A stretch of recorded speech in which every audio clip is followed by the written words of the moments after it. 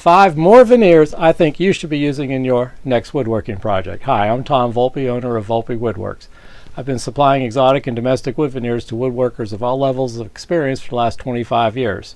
I have another video where I have a list of 5 veneers I think are perfect veneers for a novice veneer user. This is another video on the same subject where we're going to expand on an additional 5 veneers I think are perfect examples of a usable veneer that without much trouble a novice veneer user could make and get good results for their project. Start off with something that's probably pretty common in the woodworking industry altogether. It's a maple species, well not a species but a look of a maple. It's actually bird's eye maple. Bird's eye maple, the bird's eye is actually an anomaly in the growth of the tree.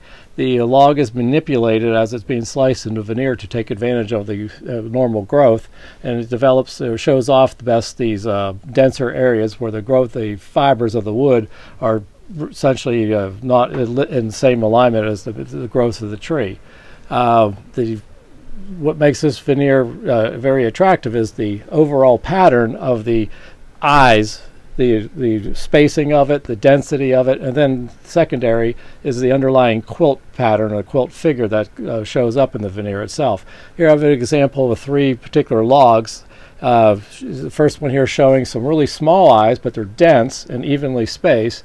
The underlying quilt's not so prominent, but it does show a nice even level of chatoyance. Second one over here is a very good example of evenly spaced eyes, all about the same size, and then the underlying quilt pattern is extremely very visually appealing. And then thirdly, this particular segment down here is another example of a wider open spacing between the bird's eyes, and then the actual quilt pattern is pretty prominent as well. So for planning for your project, you want to see essentially when you select a veneer is the scale, how much of a spacing between the eyes and also the underlying quilt pattern. So it's a combination of the two that really make the bird's eye maple a very useful, visual, stunning veneer. One thing about the bird's eyes though, there is a chance for the bird's eye itself to actually pop off the veneer. It doesn't have a lot of, the wood fibers aren't really hold or gripping tight on there, so there is a possibility that the eye itself popping out. And then also where the eyes are, there's also some open pores or openness so that the glue actually would sweep out onto the surface. So that's something to be accounted for whenever you're utilizing it. Bird's eye maple. Second is red elm or slippery elm. It's the other name for it. This is one of those woods where it's like seldom seen, but when you see it, it's like you should be familiar with it. It's kind of, that's always how I look at it. It's like I see furniture made with it and such. It's like, oh yeah, that's elm.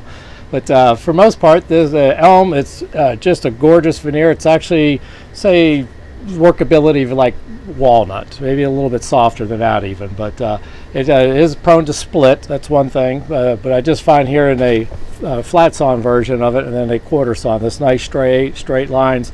I just think the pattern of these the straight growth rings pattern on this really just makes a visual statement unto itself. And the actual color is kind of a pale tan, a little bit of hints of pink in it. But red elm or slippery elm.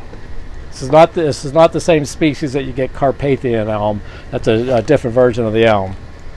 And I definitely don't recommend Carpathian elm burl as a novice veneer user project. That's a little more difficult to work with. Another one of those woods where you see it and it's like, oh, I recognize that, sorta. This is olive ash. This is essentially, it's not an olive tree. It's the olive part it resembles the actual olive wood of a different tree species altogether as far as the intermixing between the heartwood, sapwood, and such. But then here we have examples of 2 quarter sawn examples. One with it's just a straight grain and it's barely figured at all. There's just hints of a curl figure. And then one opposite here, it's a high curl, real dense curl pattern to it. It has not a flamboyant chatoyance, but it's very attractive. Olive ash. The one thing about olive ash, though, it also makes what to me is one of the superior veneers for giving you such a visually stunning project. One of my favorites, actually. It's my go-to wood. Don't think where my project is, but where did I put that thing? have to put the video on pause for a second. Back for that, I actually have an example here, but this is olive ash burl. Probably one of those veneers where, again, it's a little effort to work with it, and it's an effort to find olive ash burl in a flat veneer. It's typically offered in a really wavy pattern. That's how essentially it hasn't been flattened. If you can find it, look for it in a flattened version. It's a whole lot easier to work with. You don't have to flatten it at that point. But there are drawbacks with the olive ash. It's prone to have some internal fissures from drying and also some natural voids. So to fix that or remedy that, you make a sawdust and a liquid adhesive or glue putty, and then fill in the voids, and it just makes an invisible repair. This is olive ash burl, probably on the borderline of a novice veneer user, but I love the visual impact between the contrast between the internal heartwood and then the sapwood and such. Here's an example of a project I recently completed. This is one of my signature designs, keepsake boxes. Here I'm using olive ash burl as the visual interest in the box, and the box itself is made out of Wengi veneer with olive ash and a Movinga accent strip.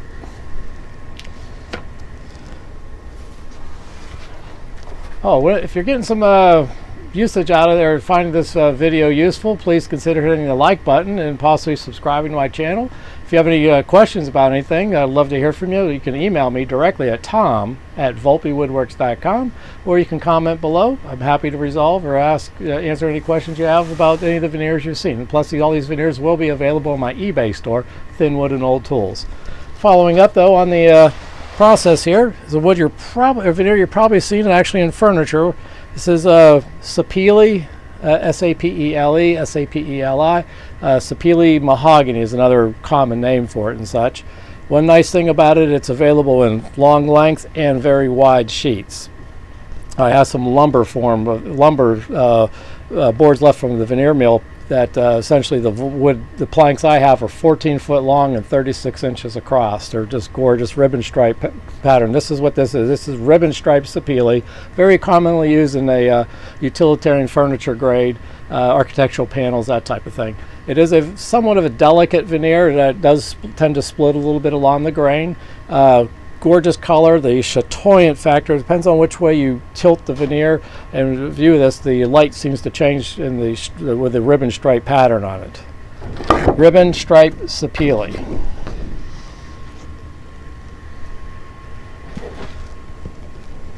Comes in a couple different form factors. This is a beeswing figure or small pommel Sapele figure to it. Gorgeous tawny brown or mid-brown color, nice even dense color. Not too much of a color variation in this particular species. It's kind of this is the color of it. But as you can see, it has somewhat of a little bit of the chatoyance where the light's moving on it.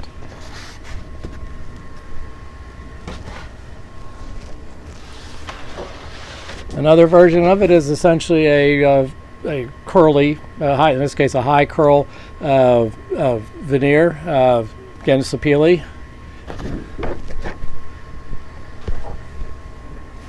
And then one gorgeous version of it. This is the quilted pattern. Just you can see that the light just really dances off this. It's such a very visually appealing wood. If you look at one of my other videos where it's called Novak or guitar veneer press, I'm actually using an example of this particular species of veneer, laminating it onto a guitar body with a homemade veneer press. This is just a gorgeous version of it. And then finally, in the Sapele, I'm not fond of this one at all. This is the exact opposite. This is fumed Sapele. It's a ribbon stripe, but the fumed version of it, essentially, it's an alteration in the actual color of the wood. It's a ammonia gas. The veneer itself is put into a container and exposed to ammonia gas for a certain amount of time. The tannin in the wood reacts and turns color. So this is more of a design choice that the architects use for interior office design and such. I'm not a fan of this. They do it to a lot of different species, but I don't know. I just don't care for it myself. All right, and then finally, one one I was actually asked about earlier was Shadua or Avonkel, Mozambique, Amazique. Those are kind of the common names for it and such. It's a tone wood, so it's used a lot in the luthier trade. Here's a quarter sawn version of it, and it has some very nice demarcation between. It has a very nice striated pattern to it, the really dark lines and dark brown lines, and then an overall gold tan color, and just a hint of figure. And here's a quarter sawn, or I'm sorry, a flat sawn version of the same species. You can see that they share the same color palette, but two different looks to it.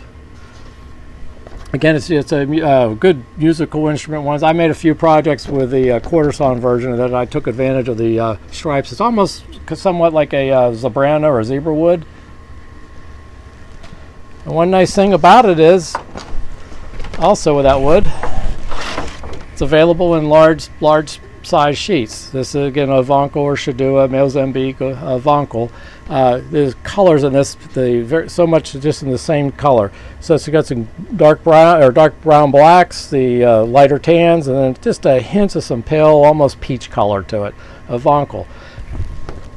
If you have any questions about any of the veneer you've seen in the video, these veneers are available on my eBay store, Thin Wood and Old Tools. Appreciate it if you hit the like button and possibly subscribe to my channel. If you have any questions, reach out to me by email at tom@volpewoodworks.com or post a comment down below. Thank you very much.